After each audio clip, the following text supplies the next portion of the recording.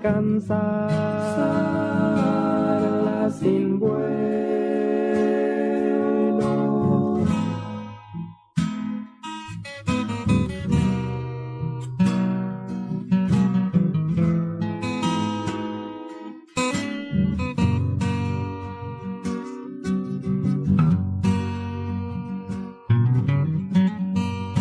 Quien se guardó la ternura que se escapó de tus ojos y las canciones de cuna se la robaron los otros.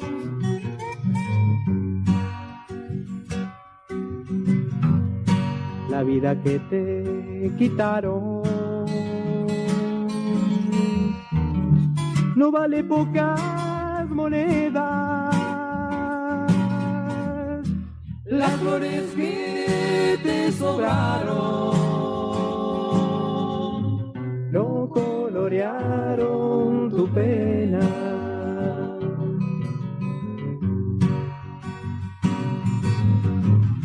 Plegaria urbana sin tiempo, desterrada por nadie, paloma herida en las alas, el corazón y en el pecho. La vida anida muy alto, ¿cómo alcanzarla sin vuelo? La vida anida muy alto, ¿cómo alcanzarla sin vuelo? La calle no es buena madre si se la camina solo. ¿Quién va a salvar a este niño del hambre de tantos lobos?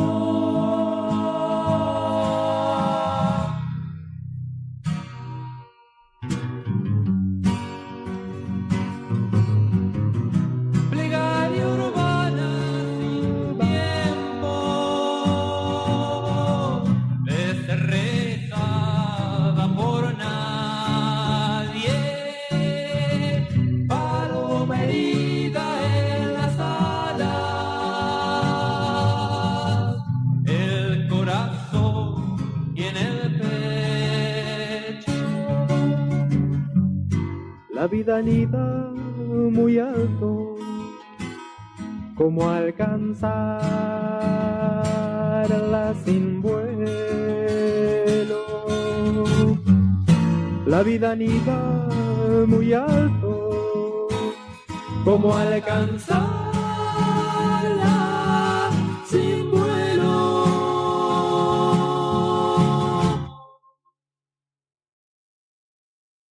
Nuestra maestra Eve de Bonafini. En Caput Nos enseñó a pelear. pasan cosas. Amado Vudú. ¿Quién puede decir que nuestra democracia tiene padre cuando en realidad lo que tiene es madres? Las madres de nuestra democracia son las madres de la Plaza de Mayo, la madre de nuestra democracia es Eve de Bonafini. Ningún padre. Dora Barrancos. Ella era muy barroca. Creo que había una onda, una ternura. Ulises Gorini. No era políticamente incorrecta, era plebeya, hablando de los otros modales, de ese correr los límites de lo posible, en lo que se podía decir, en lo que se podía hacer. Era una profunda revolucionaria.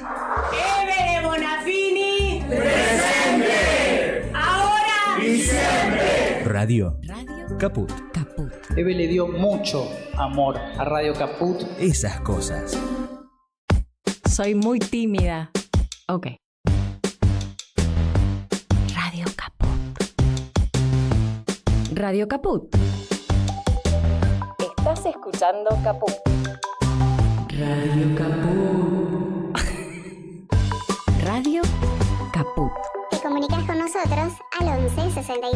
16 44 46. Radio Caput. Radiocaput.com. Mientras todos duermen, algo muy extraño ocurre en los laboratorios químicos RX. Seguinos en Twitter, @Radio Caput, o en Facebook, Radio Caput.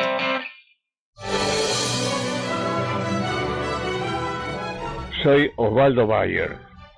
Bueno, un saludo para la Radio Caput, radio de nombre increíble, roto, jodido, completamente aniquilado, que haya puesto ese nombre, ¿no? Con mucha ironía, evidentemente. Bueno, les deseo el mejor de los progresos, les deseo el mejor de los futuros, pero que nunca estén caput. Gracias. Pero que nunca estén caput. Radiocaput.com.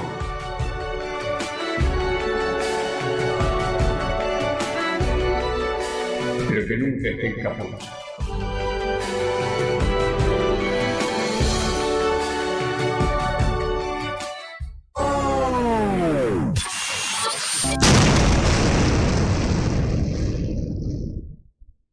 Cinco, 4, 3, 2, 1. ¿No quieren?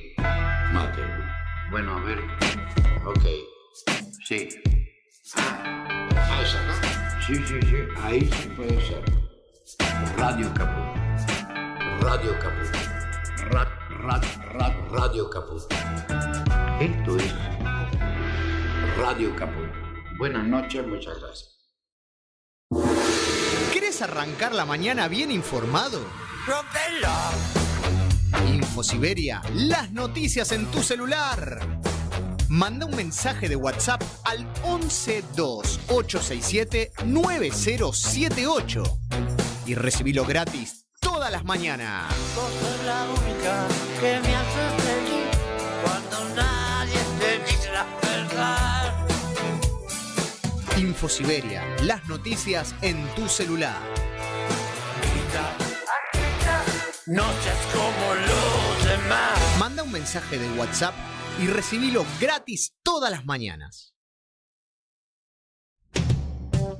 Radiocaput.com. Estás conectado. Estás en Caput.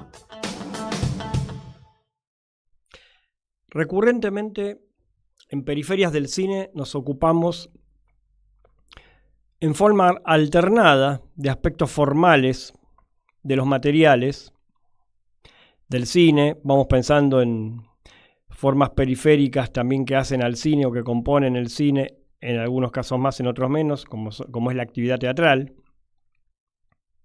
Y por otra parte también nos ocupamos de las condiciones de producción de hoy día, que es lo que condiciona o determina este estado de malestar en el que nos encontramos hoy a nivel presupuestario, a nivel vaciamiento estatal, a nivel, bueno, en diferentes aspectos lo podemos denominar de un modo diferente, pero todos confluyentes en la cuestión del vaciamiento estatal, simbólico, con todo lo que eso implica.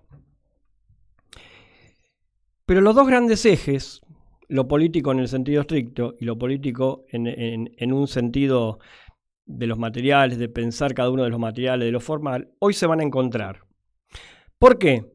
Porque a partir de un trabajo muy interesante de mi invitado de hoy, que lo vamos a tener a distancia, ya un amigo de la casa recurrente en Periferias del Cine,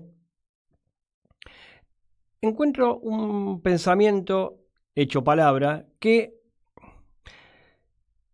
nos lleva a dar un paso más en el análisis de la imagen cinematográfica, que es pensarla en relación a sus condiciones de producción del momento. O sea, ¿qué es lo que pueden esas imágenes? Una imagen, si lo tomamos desde el modo de espinociano, ¿qué puede un cuerpo? ¿Qué puede una imagen? ¿Sí? Pero ¿qué puede? Y también cómo lleva a que esa imagen se reconfigure y se piense a sí misma en relación a el momento político que nos toca vivir.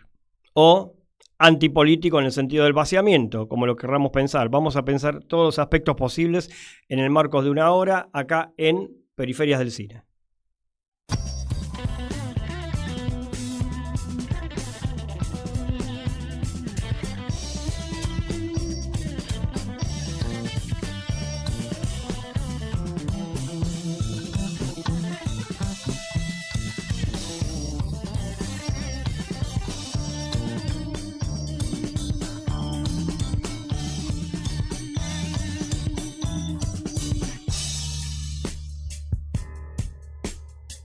Pensamiento no es reflexión. Con el pensamiento adviene lo nuevo, lo intempestivo, el azar. Periferias del cine. Pensamiento y cine, en ese orden. En grandes momentos del cine, el pensamiento entra por la ventana, lateral, periférico. Periferias del cine, en Caput.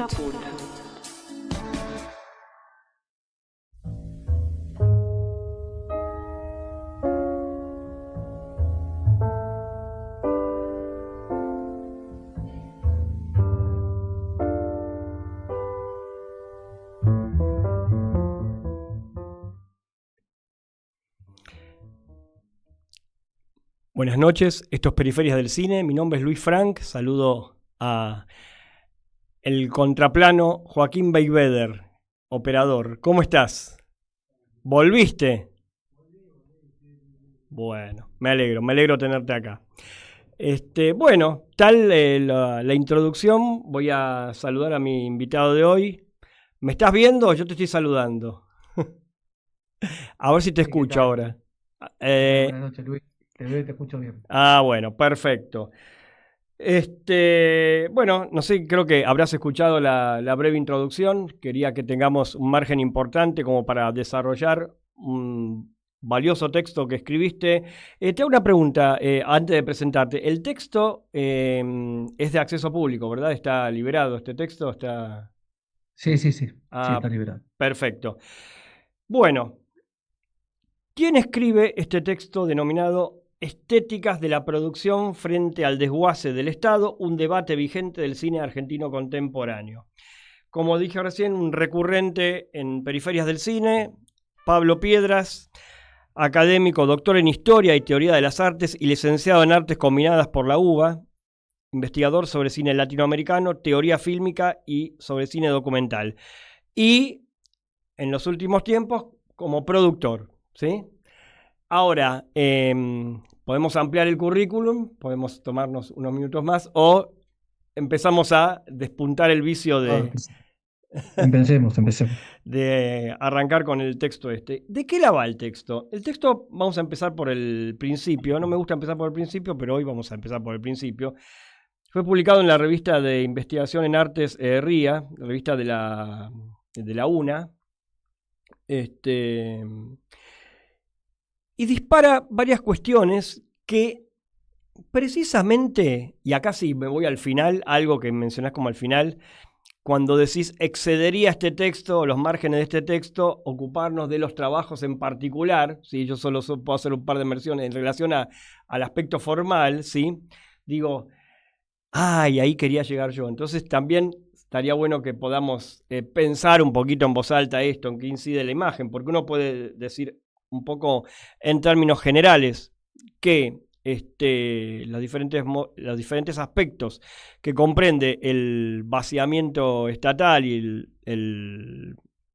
la ausencia de presupuesto y todos los condicionamientos que acá mencionamos reiteradamente que está padeciendo el cine como industria, no solamente acota las posibilidades de realización, acota ciertas dimensiones que uno pudiera pensar en relación a sus materiales, sino que da lugar, esto pareciera ser un aspecto positivo, pero es como un aspecto que hasta se reparte entre lo positivo y algo que, porque uno dice, bueno, plantea nuevas estéticas, ¿sí? Esto ocurrió en diferentes momentos en el siglo XX, en donde un momento de crisis, una posguerra, ¿sí? Se planteaban imágenes que eran como un quiebre, una ruptura. Ahí estaba todo devastado. El problema es que acá no está todo devastado. Acá está todo, digamos, hay fondos desviados, se podría decir, ¿sí? Acá no hay devastación, no tenemos una Berlín en ruinas, como en el 45. Pero entonces hay aspectos diferentes. Y vos te ocupás de algunos de estos aspectos, Pablo. En el comienzo, ¿podrías definirme en dos líneas en relación a esto que trabajás? Que hay un concepto de Sergio Wolf, que vos lo pensás, que es el de estéticas de la producción, ¿sí? Sí. ¿Me puedes ampliar un poquitito a qué se refiere Wolf? Sí, si querés también te puedo hacer un poco la trastienda de cómo surge ese texto, esta reflexión. Arrancá con la trastienda si querés. Sí, porque me parece que explica bien a dónde apunta el texto. En realidad, yo escribo esto a partir de mi experiencia como productor, que es muy reciente, soy absolutamente novato en el área de la producción. Tiene apenas 4 o 5 años comparado con la cantidad de gente que lo viene haciendo desde hace décadas. No puedo decir mucho, pero de lo que sí puedo hablar, porque digamos, esto sí tiene que ver con un recorrido personal, es cómo después de tantos años de haber pensado, analizado, trabajado en la historia del cine, qué es lo que se ve cuando pasás del otro lado del mostrador, ¿no? O sea, qué pasa cuando has analizado películas, periodos de la historia, estéticas, etcétera, y de repente te encontrás con los modos del hacer, ¿no es cierto? De la praxis del cine, y específicamente de la producción, del terreno ese barroso de los financiamientos, de los fierros, de cómo se produce una película, del trabajo con gente, y pones en contacto una cosa con la otra, ¿no es cierto? Esa idea de estéticas de la producción, si bien eh, yo lo tomo de Wolf, que es un librito que publicaron en el año 2009 en un Bafisi, esos libros que circularon poco después, ¿no? Porque los sacaban ahí para el Bafisi y después son muy difíciles de encontrar. Son tiradas cortas. Sí, son tiradas cortas y por otra parte son libros creo que no tenían, incluso no tienen ni ISBN, o sea, con libros así que salen muy rápido y que los compilan pronto, pero me pareció interesante la idea estética de la producción, también en una época 2009 cuando el nuevo cine argentino estaba también encontrando una bisagra, viste que hay como una primera etapa que se da por cerrada en 2008 más o menos con Historias Extraordinarias, parece como que toda la cuestión de la historia mínima o de cierto ascetismo, etcétera, se va para otro lado y el cine argentino contemporáneo de ese momento deja algunos de esos parámetros que fueron los parámetros del nuevo cine argentino. Me parece interesante, bueno, que en ese momento sale este librito que habla de estéticas de la producción y en ese libro hay un texto que es uno de los que más me llamó la atención, que lo firman Laura Citarella y Mariano Ginás, que se llama La madre de todas las batallas. Y hablan de la producción como la madre de todas las batallas, ¿no es cierto? Para el cine que ellos estaban haciendo o intentando hacer, había que repensar o dar vuelta a un concepto de producción, ¿no es cierto? Y bueno, ellos explicaban ahí, bueno, qué significaba esto. En 2 palabras, de lo que trata el texto tiene que ver con cómo se reconfiguraron las formas de producción en el cine argentino, vamos a decir, de los últimos 10, 15 años, y específicamente cómo impacta eso en la estética de las películas, y qué pasa cuando, esta sería una segunda parte del texto, que en realidad empiezo con eso, qué pasa cuando eso vuelve a tomar un nuevo giro a partir de las restricciones a las cuales uno no opta, sino que no le queda otra, digamos, no es que, como en el caso del Pampero, que ellos deciden hacer las cosas de esa manera, ¿sí? Ellos deciden trabajar sin el Inca. ¿Qué pasa cuando empezamos a trabajar sin el Inca, o empiezan a trabajar sin el Inca, aquellos que de tener un Inca potente hubieran querido acceder al Inca? Claro. Ahora, pero de todas formas, si me permitís, disculpa que te interrumpa, ¿no? Sí. O sea, estamos mencionando 2 momentos políticos, el presente y ese momento de principios de siglo, se podría decir un poquito después. Sí. Pero también había, digo, corregime si me equivoco, ¿no? Una condicionante, ¿sí? En el sentido de lo económico, que también lleva a reformular los modos de producción, ¿sí? O sea, no es solamente una... Me da la idea a mí que no hay solamente una decisión estética, por llamarlo fríamente así, ¿no? O sea, ahí también está esto. Ahora, bueno, lo que pasa es que ahora hay un estado de agravamiento y de avasallamiento exprofeso, explícito y pornográfico, ¿sí? Pero en ese momento también había algo de las condiciones en las que se trabajaba que influía, ¿no? ¿Cómo lo ves esto? No, sí, digo, eso sucede en todos los casos, estoy de acuerdo, está bien lo que están marcando, claramente siempre algo que tiene que ver, sobre todo en el cine que podemos llamar cine moderno, algo que tiene que ver con las condiciones de producción pasa, digamos, a la puesta en escena, ¿no? Se trata de eso en algún punto, ¿no? Sí. El cine, mucho del cine que nos interesa, el cine moderno, tiene que ver con capturar algo de esas condiciones de producción y trasladarlo a la puesta en escena. Desde ya traspasaba de algún modo u otro. A mí lo que me interesa o lo que trato de ver es cómo algunas productoras de esa carencia, ¿sí? Hicieron virtud. Y obviamente con todos los riesgos que conlleva el texto, de los cuales abro 200 paraguas durante el texto, diciendo que de ninguna manera considero que esta retirada del Inca y este vaciamiento específicamente del Inca sea algo positivo, todo lo contrario. No, eso queda clarísimo. No, eso queda clarísimo. Queda claro, me parece que claro. Es muy explícito. Lo que pasa que también uno empieza a ver que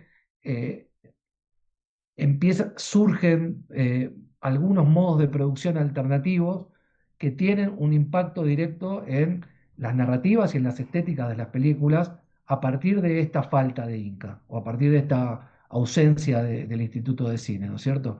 Y eso es un tema que me resultó interesante y que fue el que traté de analizar. Te voy a decir una cosa, el otro día en una reunión dijeron una cosa que me pareció interesante, en lo que fue el lanzamiento de la tercera edición de Fuera de Campo, viste esa suerte de contrafestival de Mar del Plata que se hace, que está obviamente focalizado en el cine argentino y que de alguna manera lo organiza el campo del cine argentino como reacción. La semana pasada tuvimos, nuestra invitada de la semana pasada era Sofía Chechi, que integra ahora Fuera de Campo, Bien. y ya quedamos en hacer un programa con ellos. Bueno, interesantísimo. Ahí ellos lo que dijeron en esa suerte de presentación, asamblea, decían una cosa que me parecía interesante, que es que querían hacer como una suerte de relevamiento de cuánto cine argentino se está produciendo, qué pasó a lo largo de estos últimos 3, 4 años, tanto en Buenos Aires como en otras provincias, porque hay un dato que, entre comillas, les llamaba la atención. Los directores de festivales, específicamente puede ser el Bafisi u otros, venían diciendo que debido a las políticas restrictivas del Inca, no sabían lo que iba a pasar al año siguiente y si iba a haber cine argentino para proyectar, ¿no? Cuando programan festivales decían, lo dijeron en 2024, lo dijeron en 2025 y lo volvieron a decir en 2026, pero resulta que cada año hay más. El primero y el segundo, si querés, se explicaba porque quedaban películas remanentes por estrenar, por terminar, etcétera, que se habían producido con los fondos del gobierno que había durante el gobierno de Alberto Fernández. Pero después, y lo que perciben todavía como intuición, hay que hacer un relevamiento más preciso para saber qué pasa, es que aún cuando se cuenta con muchísimo menos fondos para hacer cine, pareciera que la reacción no es que hay menos películas, sino que hay más. Claro. Claro. Que se produce más. Que se produce como se puede, con lo que hay, como se puede, y casi como una reacción frente al agotamiento, frente al estrangulamiento. Que no solo hay depresión y no hacer, sino que hay como una activación específica en torno a eso. Lo digo como un dato que todavía se está estudiando. No, pero déjame meter por lo menos en principio con esto que mencionás, por lo menos arranca como una especulación, después veremos en qué se puede transformar, o si muere acá, que sería lo siguiente, como incide tanto, se me ocurre pensar en la forma, ¿sí? Ese material no puede pasar desapercibido. ¿Sí? Al no poder pasar desapercibido y al haber muchos, porque el momento es muy apremiante, esto ocurre en las diferentes artes, ha ocurrido con el teatro también, en momentos de crisis económica, también salieron una afluencia de formas teatrales que han sido extraordinarias, pero más allá de eso, se me ocurre que estas películas pasan a tener una importancia, una relevancia, digamos, en lo que es el trabajo en la forma, precisamente por ese factor, porque hay algo en donde un material que inevitablemente va a pensar al cine, ¿sí? Que va a ser el cine mismo, tema, ¿sí? El momento del país como forma del material va a ser tema, ¿sí? Va a incidir en la forma y va a ser un material, se podría decir, y muy entre comillas, muchas comillas, para esto que voy a decir, único, de algún modo. ¿Sí? Entonces no va a pasar desapercibido, ¿sí? ¿Se entiende esto? Sí, se entiende. Sí, estoy de acuerdo. Sí. Se me ocurre que de algún modo va por ahí. Entonces aparecen varios, o sea, muchas producciones, varios materiales que digo, merecen tener su consideración, ¿sí?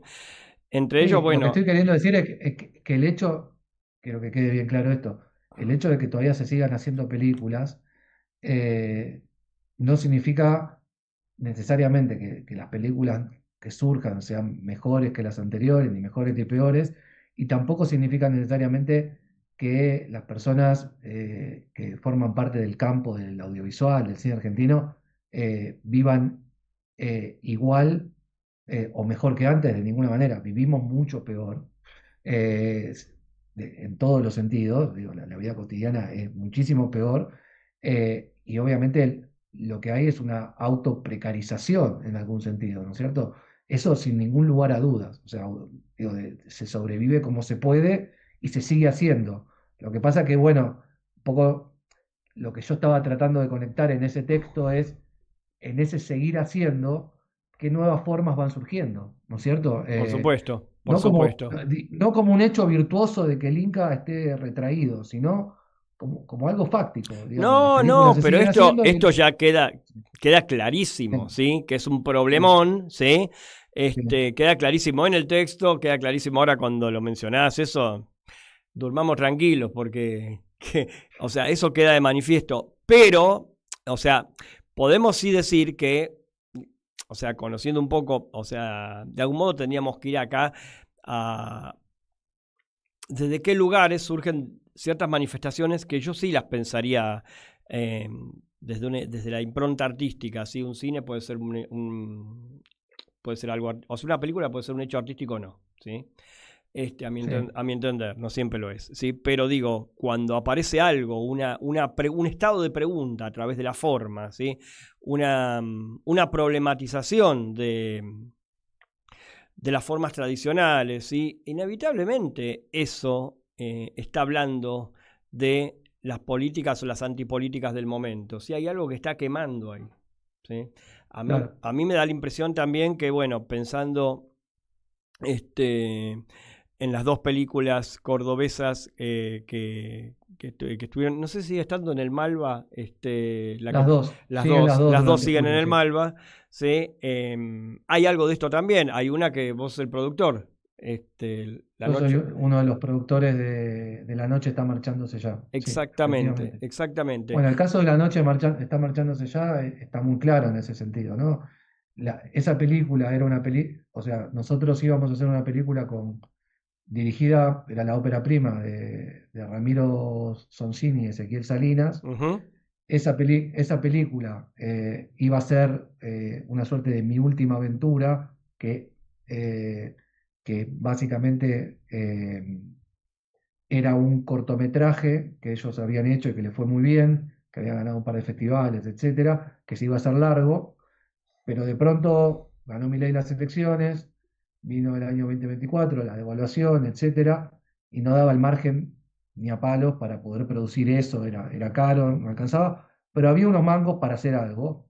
Y Ezequiel y Ramiro, los directores de La Noche está marchándose ya, a partir de la situación de crisis que estaba viviendo el ecosistema audiovisual cordobés, que estaban todos en la lona, toda la gente que laburaba en el cine,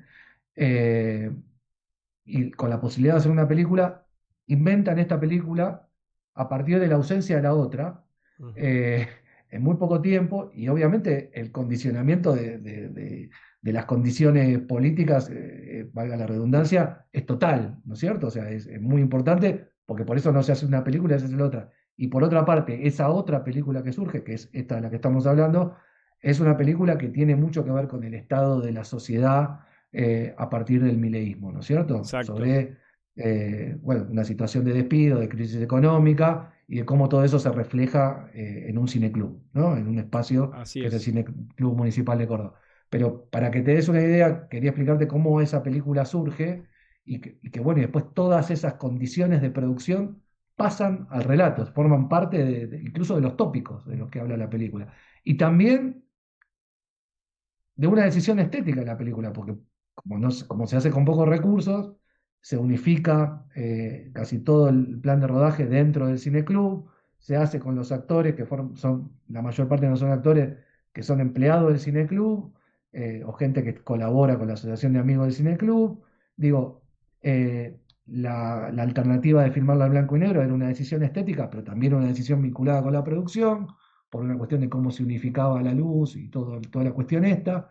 Digo, vos fíjate cómo, digamos, el momento y cierta idea de cómo se produce la película conecta mucho con lo que después se ve en la película, que no quiero adelantar mucho, pero bueno, algo he dicho. No sé si vos la viste. Sí, exacto.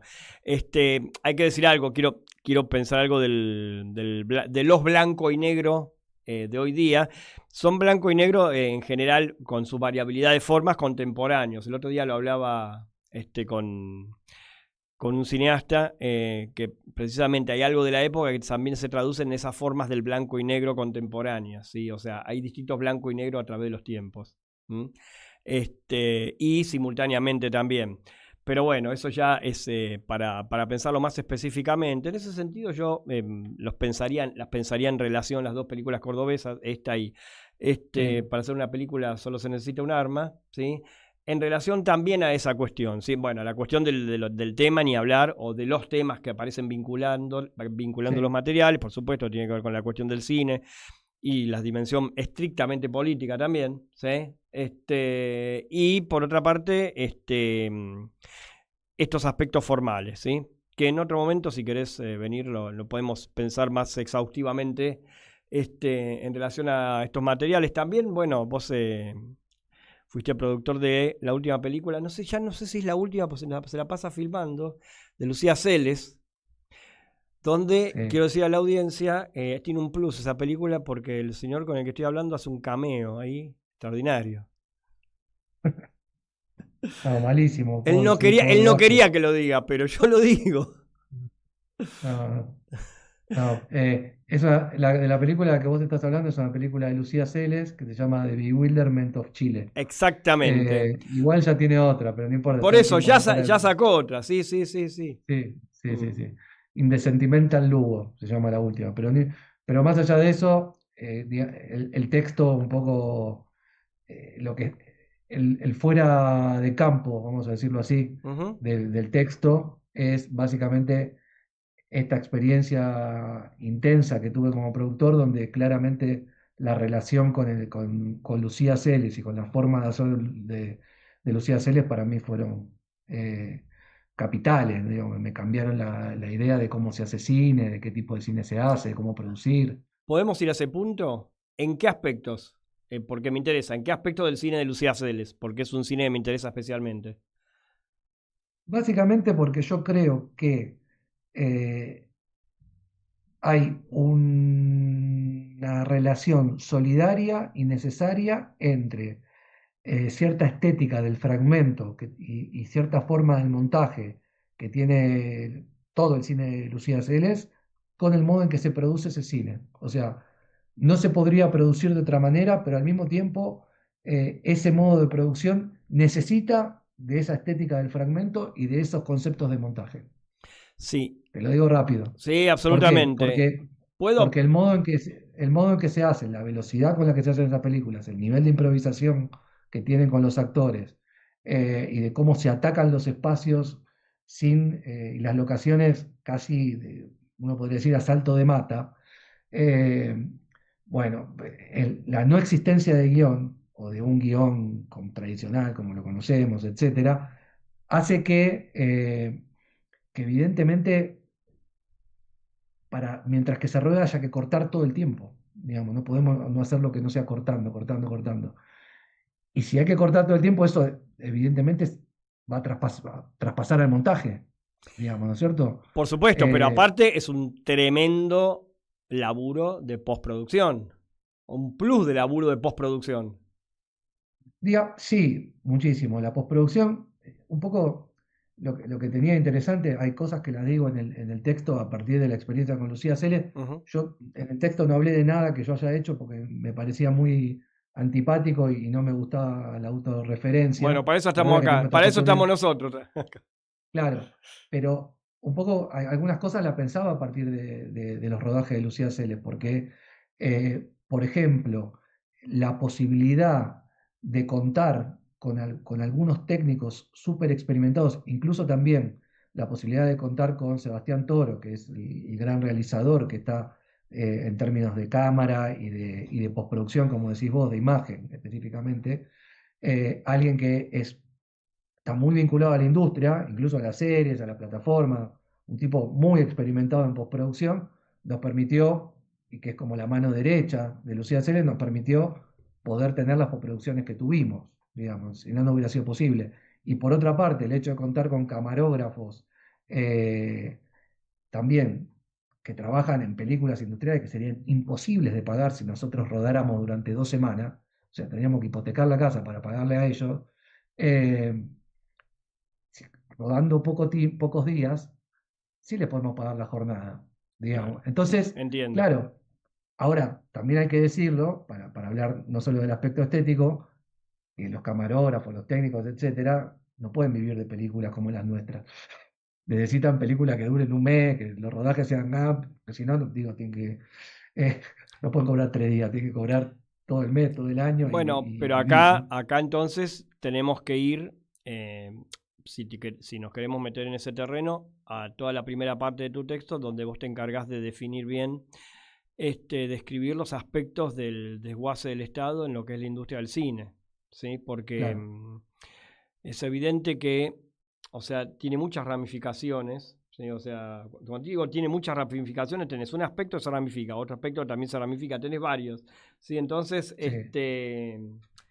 menciono un par,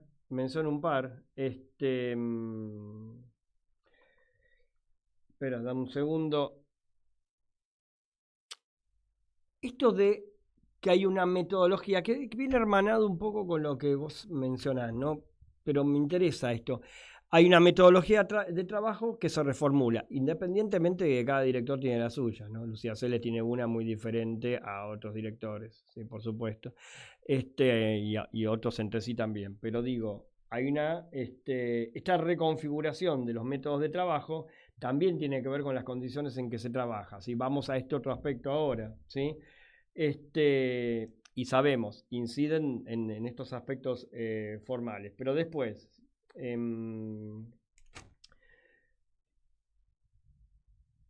cuando el Inca se interviene, ¿sí? De algún modo, porque es eso, o sea, no es que pasa a una dirección determinada, esto es una intervención directa, ¿sí? En todo el sentido más, en todos los sentidos de la palabra, hasta maliciosos que uno quisiese pensar, ¿sí? Hay una serie de políticas que son absolutamente anticine, como tener el enemigo en casa. ¿Mm? Sí, creo que esa fue uno desde un sentido de una inteligencia con la cual yo no estoy de acuerdo y obviamente estoy en la otra orilla, hay que decir que hay cierta actitud malsana, pero también muy perspicaz, muy inteligente en poner a una persona como Pirovano que está totalmente por fuera del campo del cine, que no es alguien que tuviese vínculos, porque lo que vos notás es que cuando hay funcionarios políticos que ponen y que tienen conexión con el campo cultural, que tienen conexión con el campo artístico, con el campo cinematográfico, esas personas después tienen que seguir viviendo, tienen que seguir relacionándose con el campo de alguna manera, así sea con un campo más reducido, y entonces las cosas que pueden hacer y que pueden decir no son las mismas. Evidentemente hay otros condicionantes, hay Por otras supuesto. relaciones sociales, hay otra rosca. Cuando ponen a un tipo como Pirovano, donde le importa nada, que le digan de todo, no le importa nada, de hecho yo creo que hay una suerte de goce, Absoluto. En que básicamente Absoluto. todo, que haya como una suerte de rechazo general del mundo del cine por él. Me parece que la clave es poner uno que no tenga nada que ver y que venga con guadaña y que no le importe absolutamente nada y que tenga impunidad total para decir lo que se le dé la gana, que hable de TikTok, que hable de lo que se le dé la gana. Bueno, pero sí, hay una cuestión, Pablo, que esto vos lo trasladás a otras áreas estatales, al área de ciencia, al área de educación. Es la misma operación. O sea, ponen gente para vaciar las áreas, ¿sí? O sea, que no pertenecen necesariamente o sea, el área de ciencia es muy claro, ¿sí? Entonces, el objetivo es bien claro.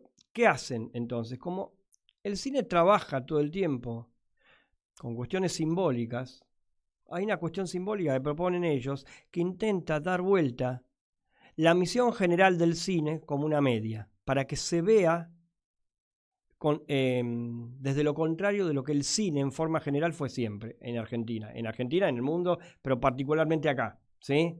O sea, el cine, vos lo mencionás en el texto, sería un gasto.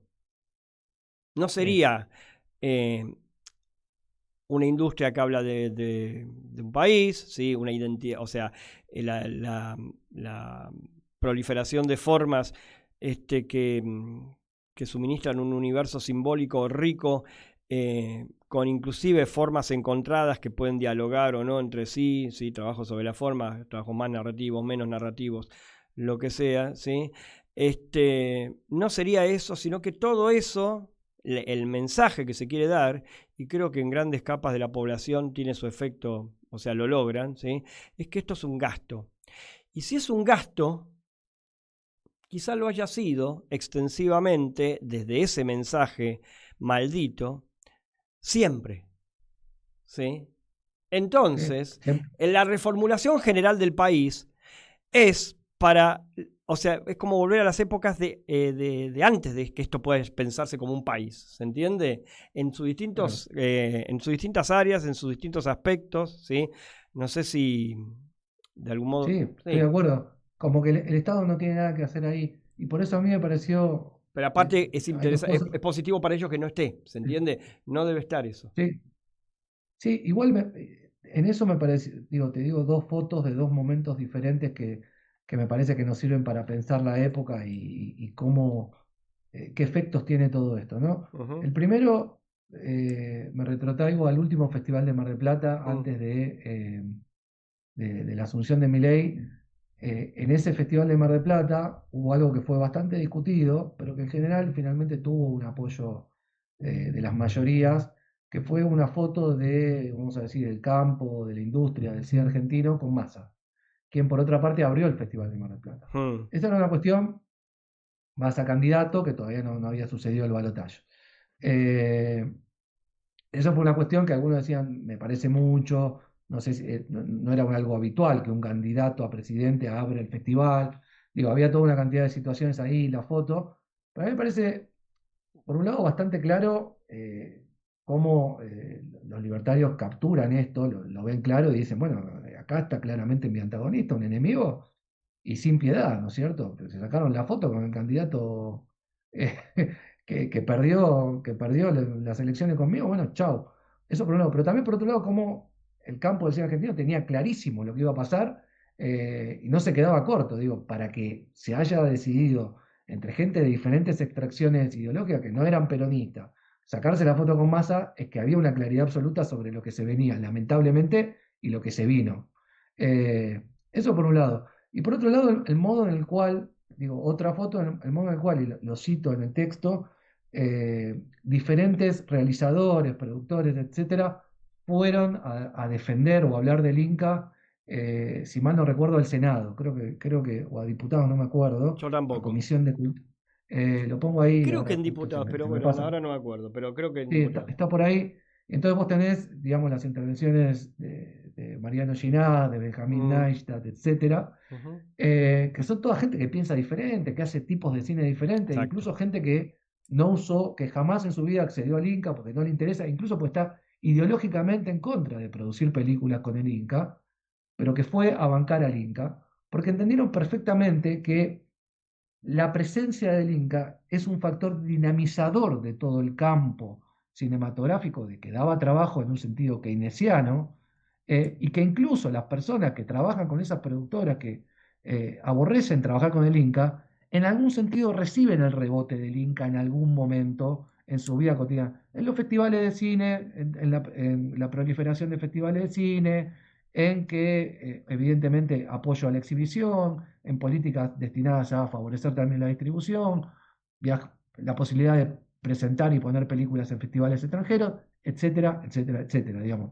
Notaron claramente que el Inca es mucho más que el fondo de fomento que produce películas, que da dinero para subsidios para producir películas, sino que, digamos, es un dinamizador del campo, ¿no es cierto? Entonces, esa foto me pareció muy interesante, como en algún punto saldó la grieta del cine argentino, ideológica, política del cine argentino. Sí, ¿no? sí, porque a la hora, claro, por supuesto, es que, a ver, las grietas son de la forma, de los aspectos formales, ¿sí? No hay otras grietas. No, y también o sea, digo, no hay otras grietas en esta que mencionás, ¿no? Después hay, bueno, después hay casos puntuales que en otro momento los podríamos charlar, pero digo que son casos aparte, pero que son muy puntuales inclusive, pero esa foto, claro, es una foto absolutamente positiva, ¿sí? De los cineastas en función de un objetivo común que tiene que ver con el no de financiamiento, por más que en el caso de algunos de ellos, pueden inclusive criticar no solamente los manejos ciertos manejos desde el Estado, sino inclusive pensar en reformularlo desde el rol del Estado, pero no esto de ahora, no esto. No, claro, esto claro. no es una reformulación, esto se vende como una reformulación, pero no lo es. No. Esto es una devastación, ¿sí? Estos se quieren quedar con la caja, esto lo digo yo. O sea, es claro. eso, es esto. Sí. ¿Sí? Sí, lo que hay que decir es que hay una reacción del campo que si se quiere, no digo que sea la menos esperada, pero una reacción que está ocurriendo y que tiene que ver con eso que cité al principio de Fuera de Campo, con que la creatividad, ¿sí? Como forma de resistencia del seguir haciendo, está apareciendo de manera muy fuerte. Y uno ve que hay mucho cine argentino, que todavía sigue habiendo mucho cine argentino muy interesante, que sigue apareciendo, ¿no es cierto? Y eso a mí, me parece un dato muy positivo, ¿no es cierto? Incluso inesperado. Claro, claro. Bueno, yo tengo una pretensión extra con eso, si me permitís. Sí, claro. Que pueda llegar a más gente. Mirá qué sencillo te lo digo, ¿sí? Claro, y sí. Que tenga carácter más masivo, que salga un poco no que salga, que sí, que se proyecte en el Malva, pero que se pueda abrir a la sala, así que de algún modo siempre fue mi preocupación eso, ¿no? En mis clases, sobre todo, de que el público se acerque a formas que su tradición propia del mirar no le permitía. ¿Se entiende? Eso es otro paso. Claro, lo que pasa es que excede a lo que escribís vos, ¿no? Me fui del texto.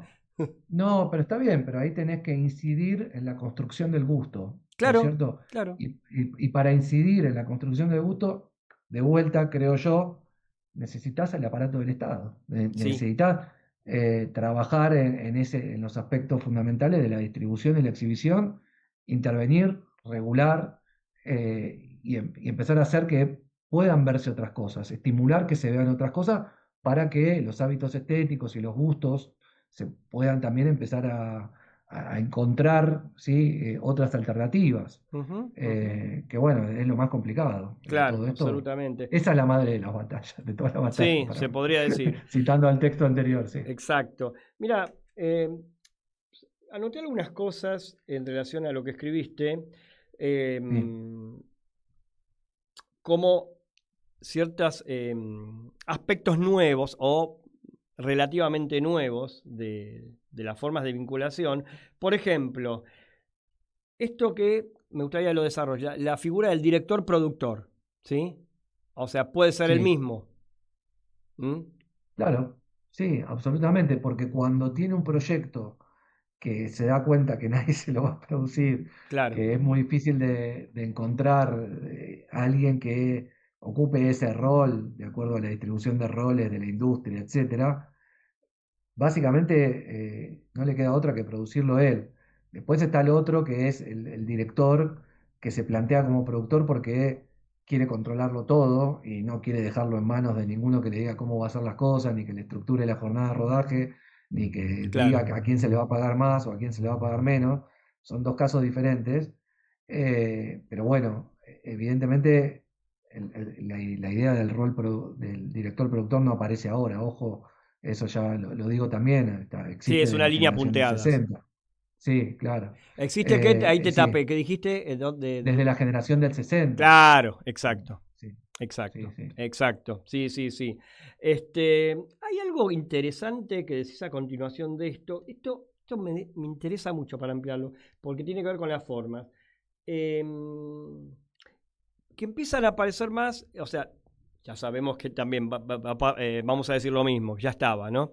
La integración de registros entre documental y ficción. Pero ¿por qué sería una manifestación del momento, ¿sí? Para vos? Vos lo mencionás. Lo que pasa que yo creo que, sí, no recuerdo bien ese fragmento Estaba ahí al del toque. texto. Estaba ahí al toque. ¿Cómo?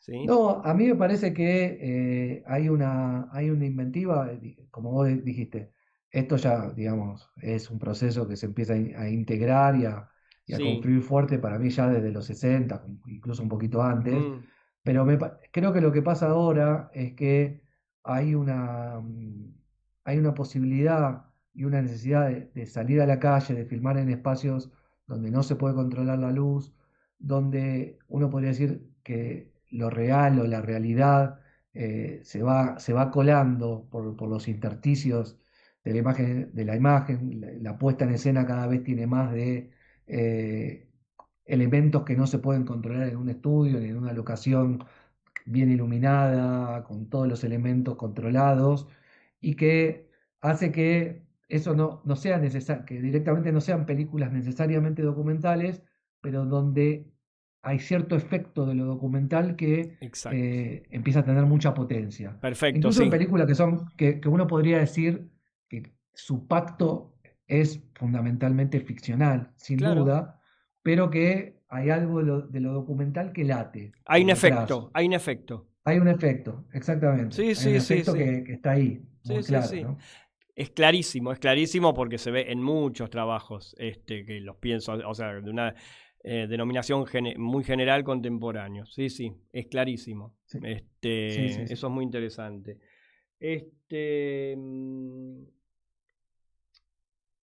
Y hay algo que también estaba, si por eso decimos son líneas punteadas, que hay un centralismo que se empieza a abrir. ¿Sí? Un centralismo de porteño, digamos, en el cine que empieza a abrirse y diversificarse hacia el Sí, resto eso del está país. claro. Hay otro elemento que me parece interesante, Luis, que tiene que ver con esta, si se quiere, reducción de la producción y de cómo en algunos casos, el equipo de realización y de producción de la película ocupa varios roles, o tienen no solo un rol, digo, el director además actúa, produce, lleva la cámara, y así, ¿no? La idea de que una misma persona tiene más de un rol. Vos fíjate, un detalle que es una cuestión menor, pero una película que a mí me parece muy virtuosa en ese sentido, como el impacto que tiene. Vos ves una película como Trenkelauken, Sí. de Laura Citarella. Sí. Iba a ir ahí donde justo iba ahí. la directora, y que no lo sabe, de pronto que no lo identifica o que no lo tiene tan claro, la directora en un momento actúa y su pareja, su compañero, también es uno de los dos protagonistas, ¿no? Ezequiel Pierri. Chicho. Chicho en la película, exacto. Lo interesante es que los dos personajes, o sea, productor, ¿sí? Que suele ser el productor, el jefe de producción de las películas de Citarella y de muchas de las películas de Vampero, Ezequiel Pierri es el protagonista, actúa.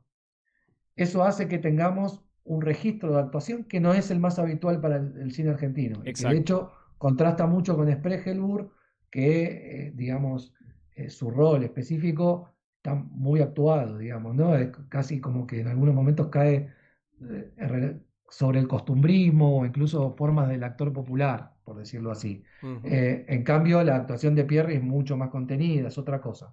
Entonces, un tipo que es no es actor, que tiene que producir. Y al mismo tiempo, cuando ellos dos, evidentemente, no lo sé a ciencia cierta, pero lo podés presumir, viajan a Italia probablemente para presentar alguna película en algún festival, pueden seguir filmando una parte de Trenkelauken en Italia, ¿no es cierto?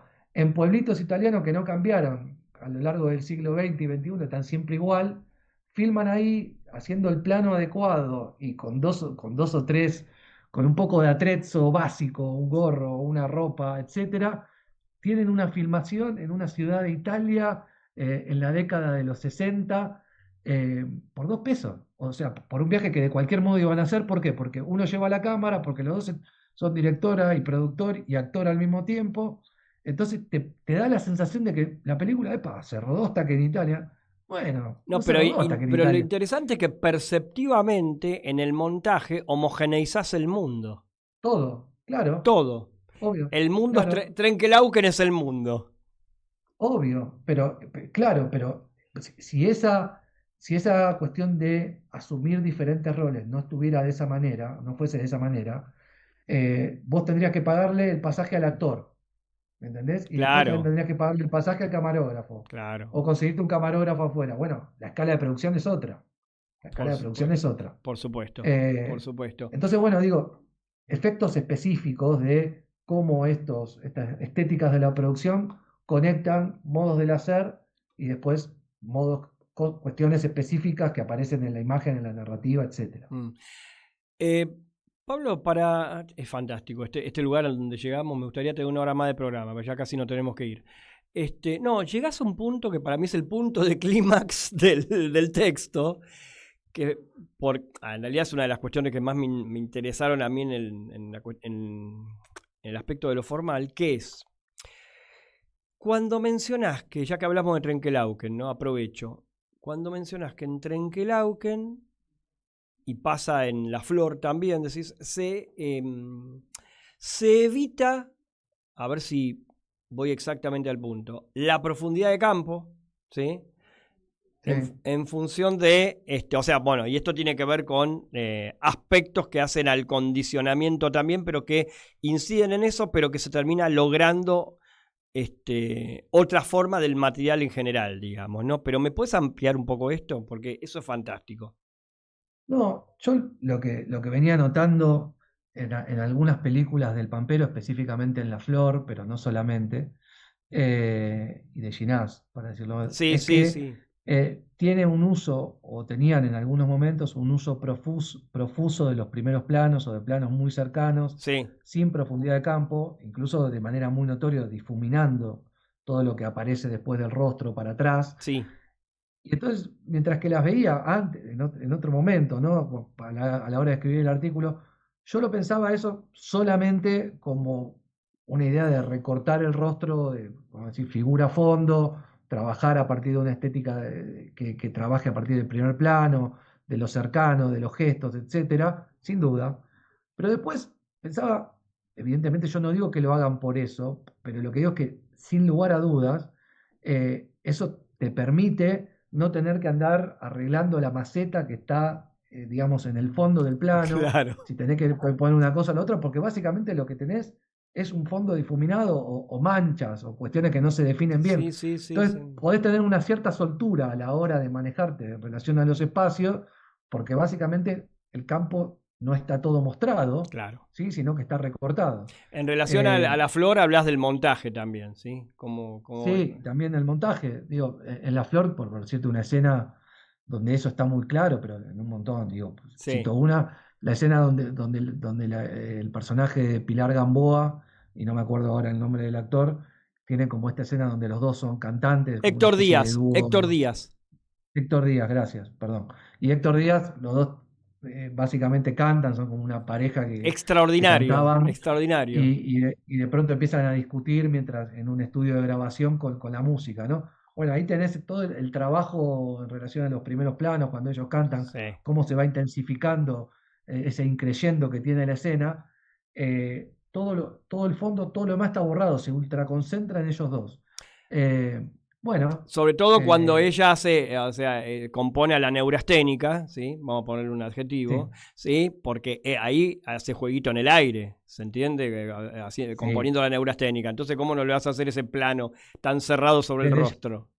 Desde ya, pero después desde la perspectiva de un productor uno puede decir, bueno, la verdad que me viene bien, porque no tengo que andar controlando todo lo que pasa por acá atrás. El director de fotografía puede decir, bueno, si no tenemos tantos tachos para iluminar allá atrás no pasa nada.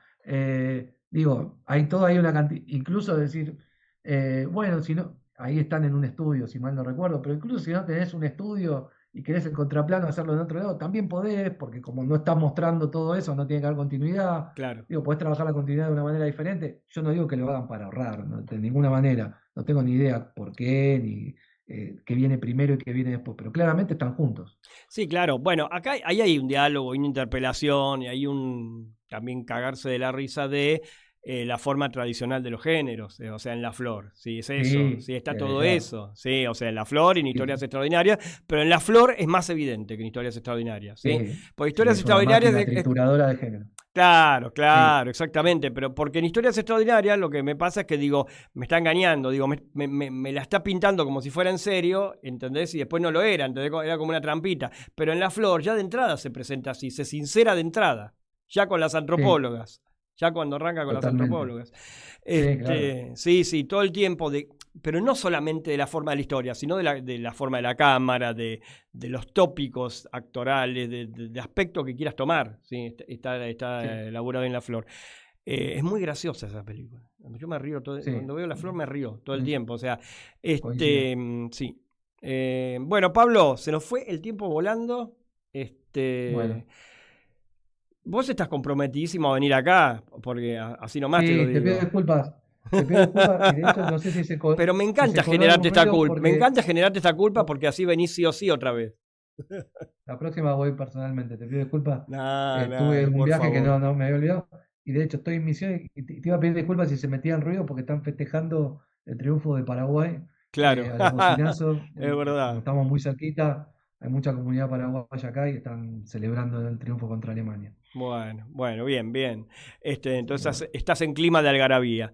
¿Querés cerrar con algo? ¿Con alguna reflexión, algún pensamiento sobre lo que estuvimos hablando? No, simplemente quizás retomar, quizás un poco reiterativo, pero sí que darle seguimiento creo yo, a la iniciativa esta del conjunto, del colectivo Fuera de Campo, respecto de hacer esta estadística, este relevamiento respecto de qué pasa con la producción de cine hoy, porque estuvimos hablando de eso todo el tiempo. Perfecto. Porque no tenemos claridad respecto de lo que está pasando, porque también, perdón que lo diga, pero el Inca, cuando controlaba el cine que se hacía, también podía generar estadísticas sobre lo que se hacía, cómo se hacía, etcétera.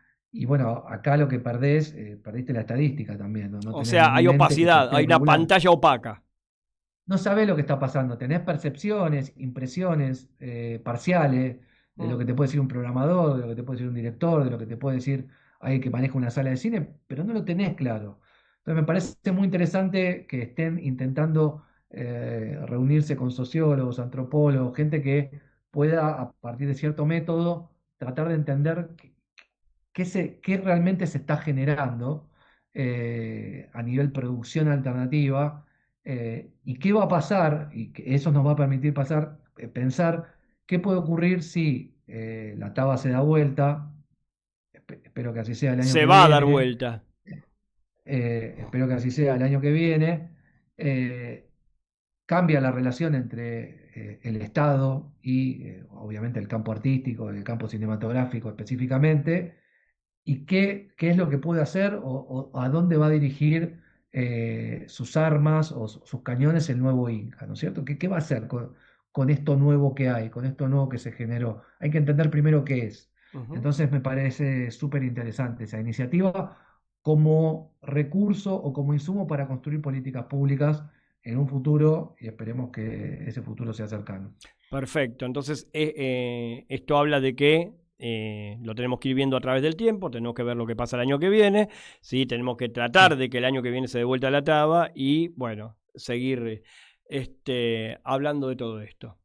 Así que, Pablo Piedras, te agradezco muchísimo tu presencia hoy en Periferias del Cine y nos vemos pronto, ¿sí?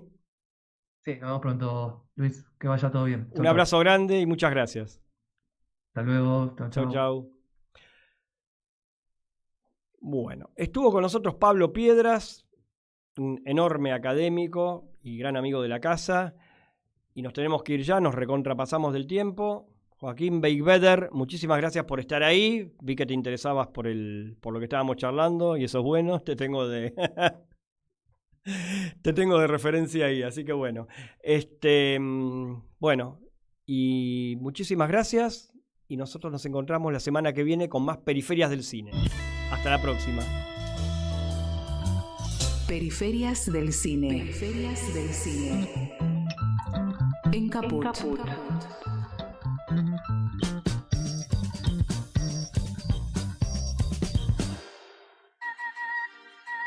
En Caput a Diego Maradona pasan cosas. Todo el apoyo sincero de un peronista, de un hombre que quiere que la gente coma, que la gente se